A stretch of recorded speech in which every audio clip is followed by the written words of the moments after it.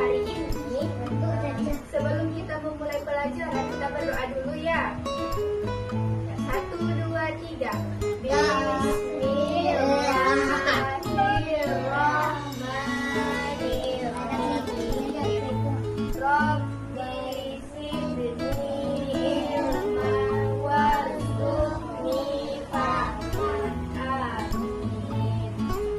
Sebelumnya, kakak mau tanya, kalau adik-adik nemu barang di jalan, apa yang adik lakukan? Apa ya? Apakah adik Cari orang. cari orang yang punya. diambil atau tidak? Oke. Diambil atau tidak ya? Tidak. Nah, sekarang kita akan belajar tentang kejujuran. Siapa yang tahu apa itu jujur? Kalau kita berbohong pasti dosa. Nah, pintar. Apalagi? Siapa lagi yang tahu? Kan Jujur. kita makan kue mama. Ya. Terus? Terus kata mama besok paginya mana kue mama. Terus kita harus bilang kita makan. Pintar. Ada ini. Gimana? Tadi Kita apa? marah sama teman harus sabar. Jadi jujur itu adalah perbuatan yang sesuai dengan apa yang diucapkan. Nah, untuk lebih pahamnya, mau nggak adik-adik nonton video? Mau. Perhatiin ya nanti. 1, 2, 3. Di pagi hari yang cerah, tenanglah di sekolah. Segera Riki bergegas keluar dari rumah. Selamat pagi Riki. Selamat pagi Mama. Setelah itu, terus di jalanan untuk ketemu teman-teman yang lain. Tak terasa disuruh sampai di sekolah. Anak dengan rapi turun dari bis menuju ke sekolah dengan riang gembira. Ibu Vivi menyambut anak-anak dengan senyum ceria dan mengajak Riki beserta teman-teman masuk ke sekolah. Tiba-tiba Riki menghampiri Ibu Vivi dengan membawa sebuah mobil-mobilan. Vivi, maaf, ini saya sekolah yang Riki bawa kemarin. Oh, kemarin Riki meminjam mainan sekolah ya? Iya, Ibu Vivi. Riki pinjam tanpa izin terlebih dahulu. Maafin Riki ya, Bu. Alhamdulillah, Riki sudah menjadi anak yang jujur karena sudah mau mengakui kesalahan dan mengembalikan mainan sekolahan. Terima kasih ya, Riki. Riki janji lain kali Riki akan minta izin terlebih dahulu jika ingin meminjam barang orang lain. Ibu Vivi bangga sama Riki. Akhirnya Riki senang dan sudah mengembalikan mainan sekolah. Ibu Vivi pun merasa senang dengan sikap jujur yang dimiliki Riki. Sudah, kembali lagi ya ke tempat duduknya masing-masing.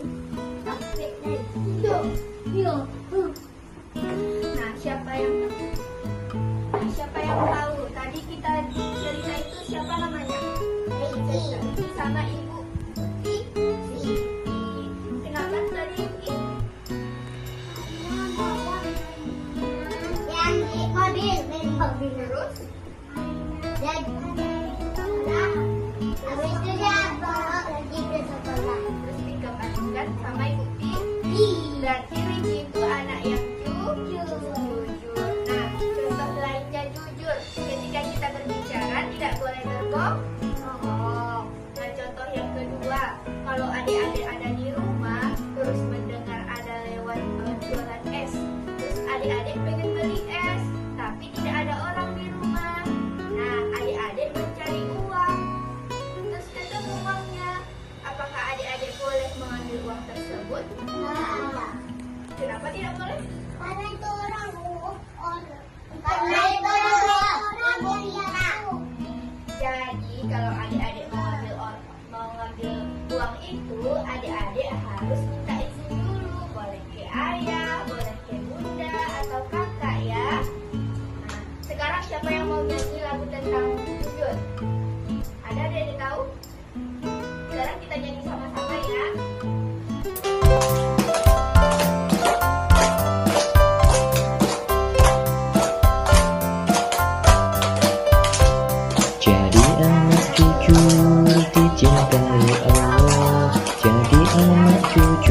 kebanggaan Rasul.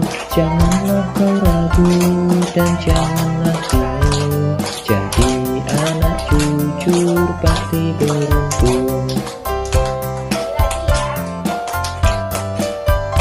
Hore, tambah main ular tangga kejujuran. Siapa yang pernah main ular tangga? Kita bagi jadi 2 kelompok ya. Yang cewek di sini, yang cowok bertiganya. Aku bertiganya.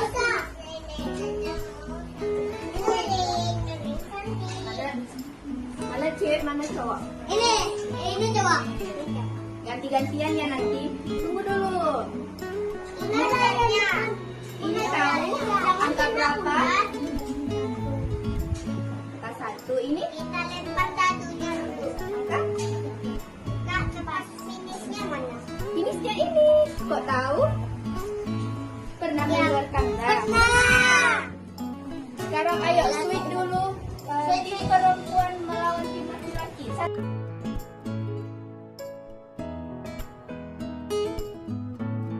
Gantian ya. Ayo empat. 4. Ayo. Coba jalan 1, 2, 3. 4 nanti. Apa ini? Apa ini? Naik Membantu- Membantu teman yang kesulitan. Naik lagi. Tapi kalau naik, apa ya akibatnya kalau kita membantu teman yang kesulitan? Jadi kita mempunyai banyak teman. Nah, coba lagi. Sini. Sini. Aku. Siapa? Dua. Dua. 1, 2. Apa ya di sini? Coba kita lihat. Berkata benar sesuai yang dilihat. Itu adalah perbuatan jujur.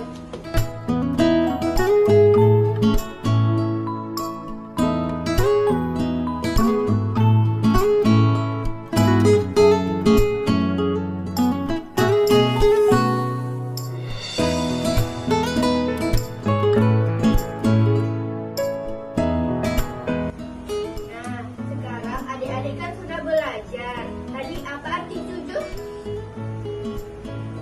Coba, siapa yang tahu?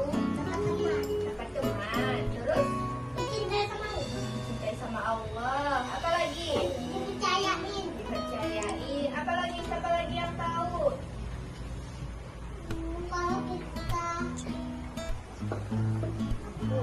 Nah, tadi jujur itu adalah sesuatu yang dilakukan sesuai dengan perkataan dan perbuatan. Jadi sampai di sini dulu untuk hari ini. Sebelum kita mengakhiri kegiatan ini, kita baca dulu hamdalah. Alhamdulillahirabbil alamin. Terima kasih adik-adik semua. Adapun manfaat kegiatan stimulasi kejujuran bagi anak usia dini, yang pertama menanamkan nilai moral kejujuran sejak dini, di mana kegiatan ini dirancang untuk menanamkan nilai kejujuran sebagai bagian dari karakter positif anak sejak usia dini. Melalui diskusi ringan, pengamatan gambar dan cerita sederhana, anak mulai memahami perbedaan antara perilaku jujur dan tidak jujur, serta belajar mengidentifikasi mana yang baik untuk dilakukan. Yang kedua, mengembangkan kemampuan berpikir kritis dan reflektif.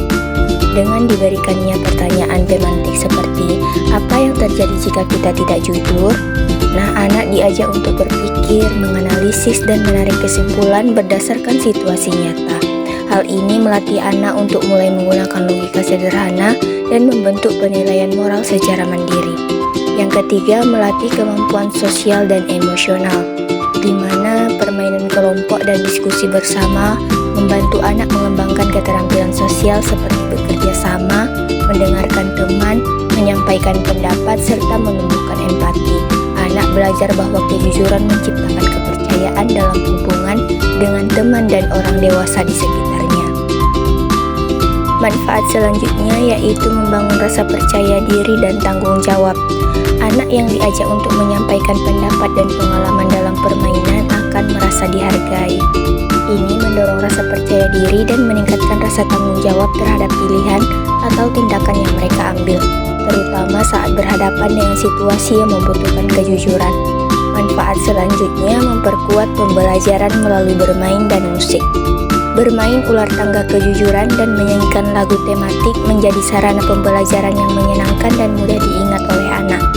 Lagu tentang kejujuran yang sederhana namun bermakna memperkuat pesan moral secara musikal dan emosional, sehingga lebih tertanam dalam ingatan anak.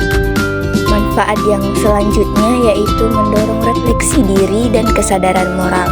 Di akhir kegiatan, anak diajak untuk merenungkan pengalaman mereka. Hal ini yang membentuk kesadaran moral bahwa kejujuran bukan hanya konsep abstrak, tetapi harus dipraktikkan dalam kehidupan sehari-hari, dan anak mulai menghubungkan pengalaman mereka dengan nilai yang dipelajari. Dan manfaat yang terakhir yaitu menjalin kedekatan emosional antara guru dan anak. Interaksi hangat dan penuh empati antara guru dan anak menciptakan suasana belajar yang aman dan nyaman. Ketika anak merasa dihargai dan didengarkan, proses internalisasi nilai-nilai seperti kejujuran akan lebih efektif. Beberapa kekurangan yang perlu diperbaiki dalam kegiatan stimulasi kejujuran ini, yang pertama yaitu peningkatan keberagaman metode pembelajaran, di mana beberapa anak, terutama yang lebih pemalu, masih membutuhkan lebih banyak variasi dalam metode pembelajaran untuk mendorong mereka berbicara dan berpartisipasi. Penggunaan metode yang lebih beragam seperti permainan interaktif lainnya atau kegiatan seni bisa membantu anak-anak yang lebih sulit terlibat. Yang kedua, peningkatan fokus dalam kegiatan. Beberapa anak seperti Caca, Omer, dan Pazio terkadang kehilangan fokus selama permainan. Perlu adanya penekanan lebih lanjut pada pentingnya mengikuti aturan dan menjaga konsentrasi dalam setiap kegiatan. Kekurangan yang ketiga, penguatan pengawasan dalam diskusi kelompok. Walaupun anak-anak berdiskusi dengan baik, ada beberapa kelompok yang kurang terstruktur dalam pembagian peran. Pengawasan lebih intensif selama diskusi kelompok dapat memastikan setiap anak aktif berpartisipasi dan memahami materi dengan baik. Dan yang terakhir, pemberian waktu yang lebih untuk refleksi. Nah, waktu yang diberikan untuk refleksi bisa diperpanjang, memberi kesempatan lebih banyak bagi anak-anak untuk berbagi pengalaman dan pemikiran mereka tentang kejujuran secara lebih mendalam. Kesimpulannya, kegiatan pembelajaran tentang kejujuran memberikan manfaat yang signifikan bagi perkembangan anak-anak, baik secara kognitif, afektif, maupun psikomotor. Anak-anak belajar mengenali kejujuran sebagai nilai penting dalam kehidupan sehari-hari, serta mampu memberikan contoh perilaku jujur. Selain itu, kegiatan ini juga meningkatkan rasa percaya diri, kemampuan berkomunikasi, dan keterampilan bekerja sama dalam kelompok. Melalui diskusi, permainan, dan refleksi, anak-anak dapat memahami dan mempraktikkan kejujuran yang membantu mereka menjadi individu yang lebih mandiri, bernalar kritis, dan memiliki akhlak yang mulia.